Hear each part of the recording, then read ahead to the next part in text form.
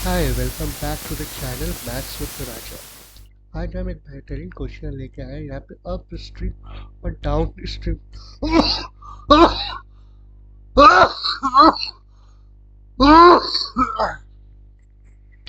Hi welcome back to the channel maths with Raja. आज हम एक बेहतरीन क्वेश्चन लेके आए हैं अप स्ट्रीम और डाउन स्ट्रीम के ऊपर।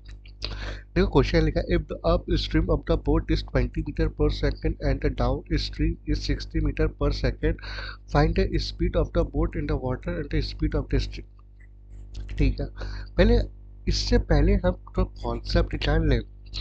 कौन सा कॉन्सेप्ट? अप स्ट्रीम और डाउन स्ट्रीम का कॉन्सेप्ट। अप स्ट्रीम और डाउन स्ट्रीम मान लेते हैं ये एक नदी है, ठीक है, और यहाँ पे एक बोट है।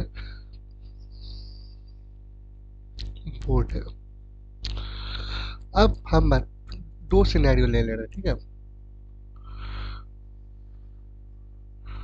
तो अप स्ट्रीम और डाउन स्ट्रीम दोनों बताना है, तो दो हम ले लेते हैं। लेट से जो नदी है इस तरफ मूव कर रहा है, नदी का जो डायरेक्शन है इस तरफ है, ठीक है, नदी का जो डायरेक्शन है इस तरफ है। लेकिन जो बोट है वो इस तरफ मूव कर रहा है, just opposite of stream. Opposite of stream जब होगा तो उसे हम अप स्ट्रीम कहेंगे, ठीक है। अगर बोट जिस तरफ नदी का डायरेक्शन है उसी तरफ वो मूव कर रहा है तो उसे हम डाउन स्ट्रीम कहेंगे, ठीक है।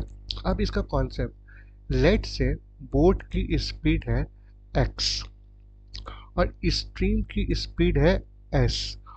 बोट की स्पीड x, स्ट्रीम की स्पीड s। तो अप स्ट्रीम और डाउन स्ट्रीम में इनका स्पीड क्या होगा, हमें एक चीज़ बताना। मान लो तुम साइकिल चला रहे हो और तुम्हारे पापा पीछे पीछे दौड़ रहे हैं, तुमको मतलब पहली बार तुम साइकिल चला रहे हो तो सीख रहे हो। तो एक बात बताओ, तुम इस तरफ मूव कर रहे हो, तुम्हारे पापा इस तरफ मूव कर रहे हैं, तो स्पीड में अंतर क्या होगा? स्पीड में ये होगा कि हमें स्पीड कम लगेगा।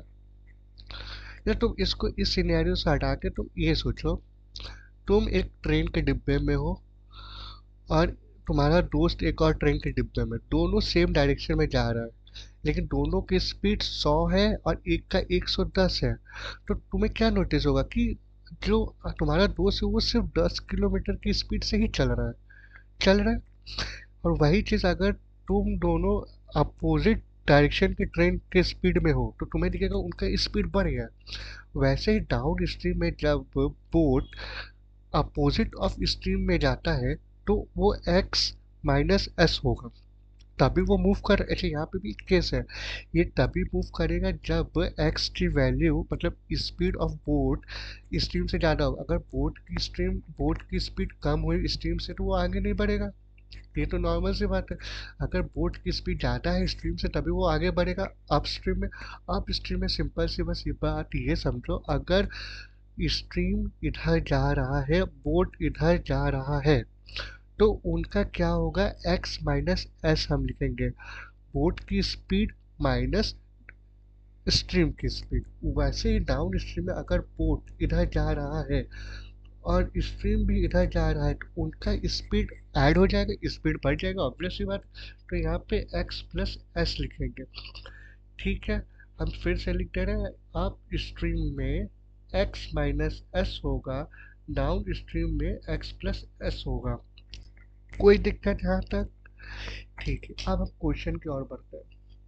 क्वेश्चन में दिया है अप स्ट्रीम अभी हम बताए थे कि मतलब x माइनस एस होने वाला है, तो x माइनस एस की वैल्यू 20 मीटर पर सेकेंड है। एंड डाउन स्ट्रीम मतलब x प्लस एस होने वाला है, स्पीड बढ़ने वाली है, डाउन स्ट्रीम में स्पीड बढ़ने वाली, तो वो 60 हो गया। अब हमें निकालना है वैल्यू। अब एक चीज़ देखो, यहाँ पे x प्लस यहाँ पे, तो अगर हम इसको ऐड करते हैं तो हमें 2x मिलेगा और ये कट जाएगा और ये 80 हो जाएगा। तो x की वैल्यू हमारी कितनी आई, 40 मीटर पर सेकंड। मतलब हमें एक आंसर मिल गया। कौन सा आंसर मिल गया? Speed of a boat in water. अब हमें स्ट्रीम भी निकालना है। अब ये जो वैल्यू आ गया, कोई भी क्वेश्चन में पुट कर लेते हैं। लेट्स से x minus S is equal to 60 है, तो यहाँ पे हम पुट कर लेते हैं। तो x की value 40 minus S is equal to 60, तो 40 minus 60 is equal to S. Oh my god, ये क्या हो गया? Noun is,